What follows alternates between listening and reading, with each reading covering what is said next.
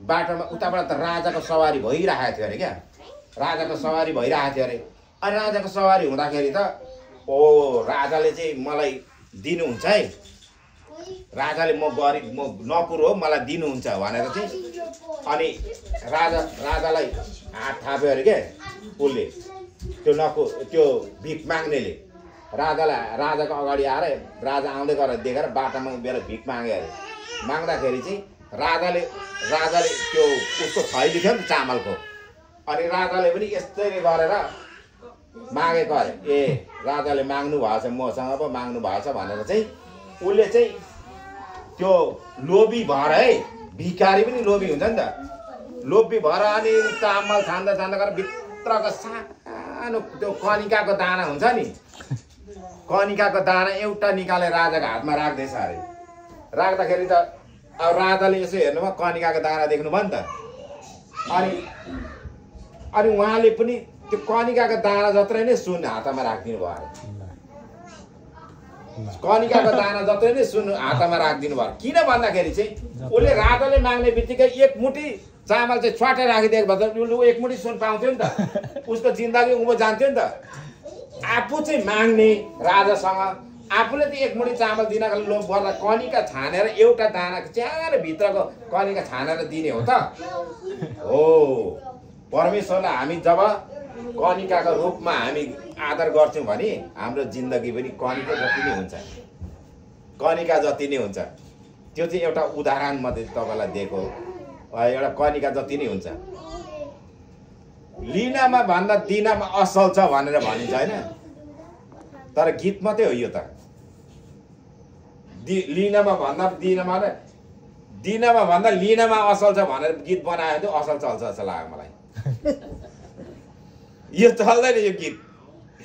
लिनमा कोही भन्छ मसँग सुन छैन, मसँग चाँदी छैन, तपाईँलाई म के दिउँ के चढाउँ भन्छ, ढकमक्क सुन लगाइरहेको हुन्छ अगाडि, घाँटीभरि सुन बालाहरू यत्रा बाला लगाइरहेको छ। अनि यही गीत गाएर बस्नु अनि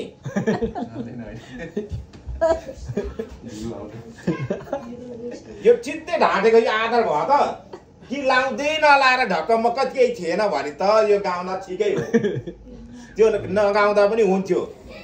अब त्यो गाउँदा पनि के त ढकमक्क चुरा लगाएको छ, यत्रा सुनको गहनालाई के दिउँ चढाउँ प्रभु, मसँग सुना छैन, चाँदी छैन, केही छैन, म तपाईँलाई हृदय मात्रै दिन्छु भन्छ। कसरी परमेश्वरको उपस्थित यहाँ छ त अगाडि देखिरहनु भएको छ, अनि के चढाउँ अरे। अनि कहाँबाट प्रगति र उन्नति आउने?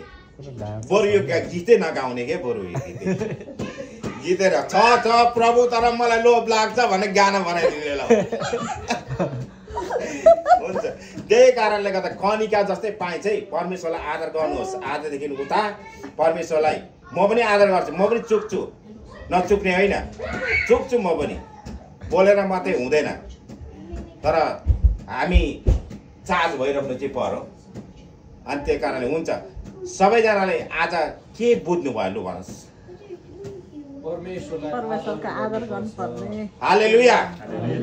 हुन्छ, आजको वचन म यतै राख्दैछु अनि यो फेरि सञ्चालक बहिनीलाई दिनेछु। अनि सबैलाई फेरि जय मसीह।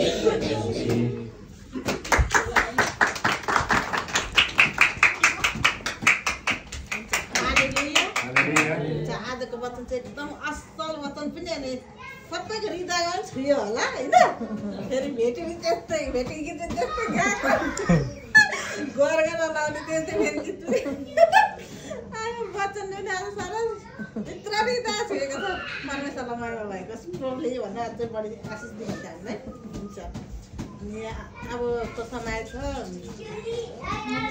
सूचना आशिष प्रार्थना पनि हाल्नुपर्छ बाबालाई। अनि अन्तिमको विषय प्रार्थना भने दिदा हुन्छ नि फाल्टो है। हुन्छ, हाम्रो प्रकाश भाइलाई दिनेछु त्यसरी। हुन्छ, यति भन्दै म सबैजना जय मसीह भन्दै म जोड्न चाहे। जय मसीह। जय मसीह। हालेलुया। हालेलुया।